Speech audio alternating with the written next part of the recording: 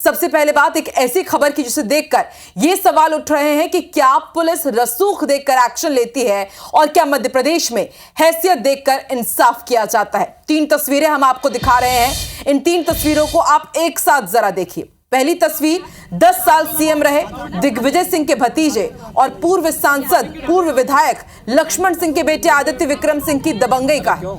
आदित्य विक्रम सिंह मैं हूं अभियान जागरूकता कार्यक्रम के बीच महिला पुलिसकर्मी के सामने दबंगई करते नजर आए।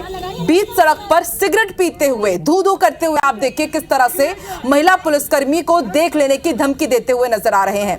इस दौरान सड़क पर काफी देर तक ड्रामा चलता रहा, वीडियो वायरल हुआ। उसके बाद पुलिस ने राघोगढ़ थाने में एफआईआर तो दर्ज कर ली है, लेकिन अब तक कोई कार्रवाई नहीं की गई है। जिन धाराओं में एफआईआर दर्ज हुई है उसमें सीधे गिरफ्तारी का प्रावधान तक नहीं है।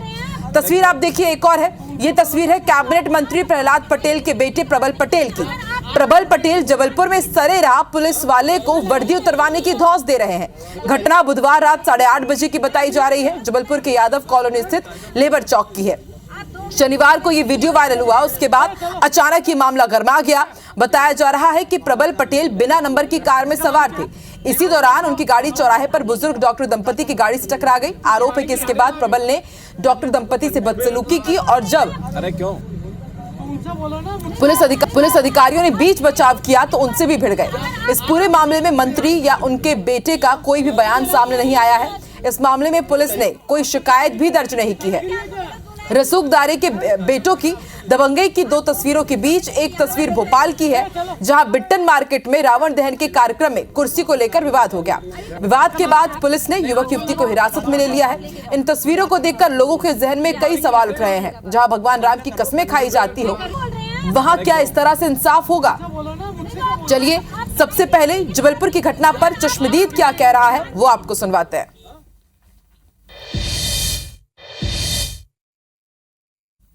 जाम ही लगा था, यहाँ पे बैरिंग एयरिंग लगे थे तो पुलिस वाले हाइट साइड कर रहे थे, मतलब ट्रैफिक जाम ना हो ये वो फलाने का है। तो इसी वजह से वो कार वाला रोक के पुलिस वालों को मारने लगा जी। वो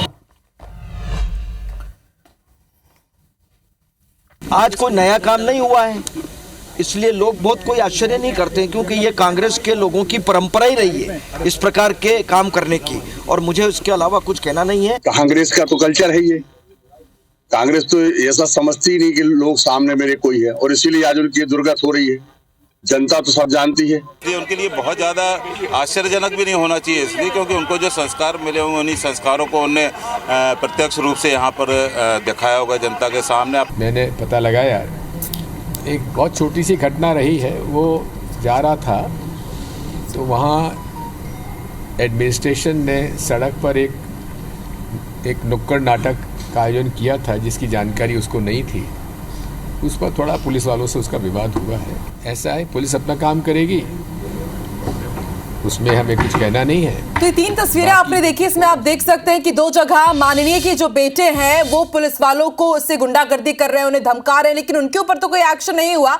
लेकिन आप भोपाल की तस्वीर देखिए, बीच में यहाँ पर जरा धक्का मुक्की होती है, पुलिस कर्मियों के साथ मारपीट होती है, तो यहाँ पर युवक युवती को तुरंत हिरासत में ले लिया जाता है। तो ऐसे में बड़ा सवाल कि माननीय के बेटे हैं, सियासत से जुड़े हुए, तो उनके ऊपर कोई एक्शन नहीं होगा, लेकिन आम जनताओं ने तुरंत हिरासत में ले लिया जाता है, हैसियत देख करके एक्शन लिया जाता है। चलिए सीधे रुख कर लेते हैं गुना का। नीरज योगी हमारे साथ जुड़ चुके हैं। नीरज, तस्वीरें आपने ही भेजी थी, हमने देखा था कि जो विधायक है, पूर्व विधायक है लक्ष्मण सिंह, उनके बेटे किस तरह से गुंडागर्दी कर रहे हैं, महिला पुलिसकर्मी को कह रहे हैं कि भाई हम आपको देख लेंगे। इतने दिन बीत गए हैं, सियासत भी हुई, एफआईआर भी दर्ज हुई, लेकिन एफआईआर उन धाराओं में दर्ज की गई जिसमें गिरफ्तारी का प्रावधान ही नहीं है सीधे। तो आखिर क्या हैसियत देकर के एक्शन लिया जाएगा? अब आगे देखिए, सियासत तो हो रही है, लेकिन कब तक कार्रवाई होगी इनके ऊपर?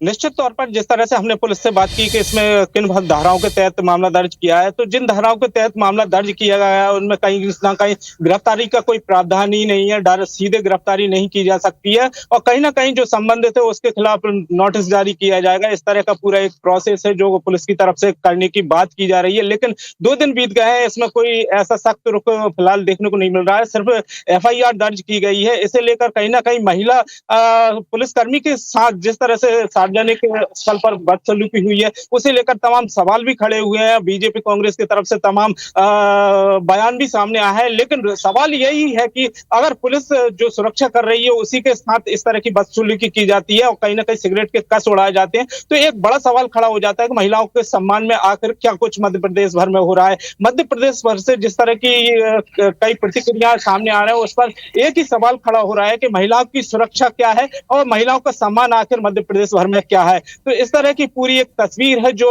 एक जादूगढ़ से भी निकलकर सामने आई है और 2 दिन बीत चुके हैं। इस पर आखिर पुलिस का क्या कुछ रवैया है वो आप साफ तौर पर देख सकते हैं। जी नीरज, क्या आपने बात की पुलिस अधिकारियों से? आपने उनसे पूछा क्या कि 2 दिन हो चुके हैं, धुएं की कश यहाँ पर लगा रहे हैं माननीय महिला पुलिसकर्मी को ही यहाँ पर देखिए धमकाते हुए नजर आ रहे हैं। ऐसे जब कहीं पर महिला के खिलाफ अत्याचार होता है तब तो पूरी कांग्रेस लामबंद हो जाती है कि बीजेपी सरकार ठीक से काम नहीं कर रही है, और जब आपके ही नेता इस तरह की हरकत कर रहे हैं तब तो नहीं सुनाई दे रहा है कि कांग्रेस नेता क्या कह रहे हैं। इस पर खुल करके कुछ क्यों नहीं बोल रहे हैं? जी बिल्कुल, मैं बता दूं कि इस बारे में जैसे ही हमने गुना एसपी संजीव कुमार सिन्हा से बात करने की कोशिश की तो उन्होंने सीधे तौर पर फोन ही उठाना बंद कर दिया इस घटना के बाद से। जैसे ही हमने निचले दर्जे के जो अधिकारी हैं उनसे बात की तो उन्होंने इस मामले में थोड़ा सा जानकारी दी है, लेकिन जिस तरह से पूरा मामला सामने आया उससे कहीं ना कहीं लग रहा है कि आखिर अधिकारी पे इस पर चुप्पी साधे हुए हैं। खासतौर से जो एसपी हैं उन्होंने भी इस बारे में जानकारी देने की जगह फोन तक रिसीव करना बंद कर दिए हैं। तो ये कहीं ना कहीं एक बड़ा मामला है कि आखिर क्यों इस घटना के बारे में कुछ बताने को तैयार नहीं है, या फिर क्या कुछ इसमें कार्रवाई की जा रही है और किस तरह से आगे की जानी है, इस बारे में। जी बाकी देखिए, हैसियत देखकर एक्शन तो लिया जा रहा है और सवाल तो उठना लाजमी कि भाई ये कैसा इंसाफ है। आम जनता कुछ करे तो आप उसे पीट देते हैं, गिरफ्तार कर लेते हैं, लेकिन यहाँ पर वीडियो वायरल होने के बाद भी माननीय के खिलाफ किसी भी तरह का एक्शन नहीं लिया जा रहा है। आप नजर बना के रखिएगा, नीरज आपसे अपडेट लेते रहेंगे। तो वहीं आप जबलपुर का रुख कर रहे थे, जबलपुर की भी तस्वीर हम आपको दिखा रही है। तीसरी तस्वीर जो आप देख रहे हैं ये जबलपुर की है, लेबर चौक की है। प्रहलाद पटेल है मंत्री है, उनके बेटे प्रबल पटेल पुलिसकर्मियों को धौंस दिखाते हुए नजर आए और देखिए किस तरह से जुमा झटकी भी कर रहे हैं। अभिषेक शर्मा हमारे साथ जुड़ चुके हैं। अभिषेक, ये वीडियो वायरल हुआ उसके बाद ये मामला संज्ञान में आया है, लेकिन अब तक मंत्री प्रहलाद पटेल के बेटे प्रबल पटेल के खिलाफ कोई एक्शन क्यों नहीं लिया गया? कोई आम जनता होता है इस तरह की जुमा झटकी पुलिस वालों से उसने की होती तो अभी तक तो वो सलाखों के पीछे चला गया होता। हाँ बिल्कुल, देखिए आप सही कह रहे हैं कि जिस तरीके से ये पूरा वाकया सामने आया है, ये 3 दिन पहले का वीडियो बताया जा रहा है। जबलपुर के लेबर चौक का है, जब रानीताल से गढ़ा की ओर प्रबल पटेल अपने साथियों के साथ कार में सवार होकर जा रहा था, लेकिन लेबर चौक के पास नवरात्रि के कारण भीड़ ज्यादा थी तो पुलिस ने बैरिकेडिंग कर जाम क्लियर कराने के लिए बैरिकेडिंग की हुई थी। इसी दौरान प्रबल पटेल जो है बैरिकेडिंग खुलवाने के लिए पुलिस वालों को धौंस दिखा रहा था। पुलिस वाले जब नहीं माने तो वह अपनी कार से उतरकर पुलिस वालों से ही भिड़ पड़ा, उनको धौंस दिखाया, धक्का मुक्की की, यहाँ तक कि पुलिस वालों को देख लेने की धमकी तक दी, लेकिन बावजूद उसके प्रबल के खिलाफ कोई एक्शन नहीं लिया गया है। जो पुलिस कर्मचारी हैं उनसे हमारी बात हुई है, लेकिन वह ऑन कैमरे के सामने बात करने से मना कर रहे हैं, लेकिन वो कह रहे हैं कि अगर पुलिस के जो आला अधिकारी अगर वह निर्देश देंगे तो वह कार्रवाई करेंगे, लेकिन वह अपनी ओर से कोई कार्रवाई इसलिए नहीं कर सकते हैं कि वह बहुत छोटे कर्मचारी। तो साफ तौर पर ये कहा जा सकता है कि जो प्रबल पटेल है उसके रसूख के चलते पुलिस भी अब कार्रवाई नहीं करी। अगर आम व्यक्ति होता तो अभी तक उसे पुलिस सलाखों के पीछे डाल दी होती। अगर पुलिस से कोई बहस भी करता तो उसके खिलाफ मामला दर्ज कर लिया गया होता शासकीय कार्य में बाधा डालने का, लेकिन प्रबल पटेल के खिलाफ पुलिस जहमत भी नहीं उठा रही है कार्रवाई करने की। लेकिन अब इस मामले में कांग्रेस मुखर हो गई है। कांग्रेस का कहना है कि वह पुलिस के आला अधिकारियों, जिला प्रशासन के अधिकारियों से मिलकर उन्हें ज्ञापन देगी और मांग करेगी कि प्रबल पटेल के खिलाफ भी उसी तरीके की कार्रवाई हो। देखिए, यहाँ तो कांग्रेस ज्ञापन देगी, यहाँ तो एक्शन मोड में है, लेकिन राघोगढ़ में क्या कांग्रेस के कार्यकर्ता या फिर अधिकारी इसी तरह लक्ष्मण सिंह के बेटे के खिलाफ के वहां पर ज्ञापन देंगे? बात वही है कि इस तरह के मामलों में सियासत जरूर होती है, लेकिन बड़ा सवाल यही कि जनप्रतिनिधि के घर से आते हैं, इनकी जिम्मेदारी बनती है कि कानून व्यवस्था बनाए रखें, सबको इस तरह की सीख दे कि वो कानून संभाले। लेकिन देखिए, ये खुद ही कानून के रखवालों को आग दिखाते हुए, उन्हें धौंस दिखाते हुए नजर आ रहे हैं। और ऐसे में बड़ा सवाल यही है कि IBC 24 तो अपने कर्तव्यों का पालन कर रहा है, अपनी जिम्मेदारी से हम नहीं बच रहे हैं, लेकिन यहाँ पर पुलिसकर्मी जरूर अपनी जिम्मेदारी से बच रहे हैं। माननीय के खिलाफ देखते हैं कब एक्शन लिया जाता है, और बड़ा सवाल ये कि क्या हैसियत देकर के एक्शन लिया जाएगा? भाई ये किस तरह का इंसाफ है? देखते हैं आगे अब इन मामलों में किस तरह से कार्रवाई होती है। शुक्रिया अभिषेक पूरी जानकारी के लिए। अरे क्यों? बोलो ना, मुझसे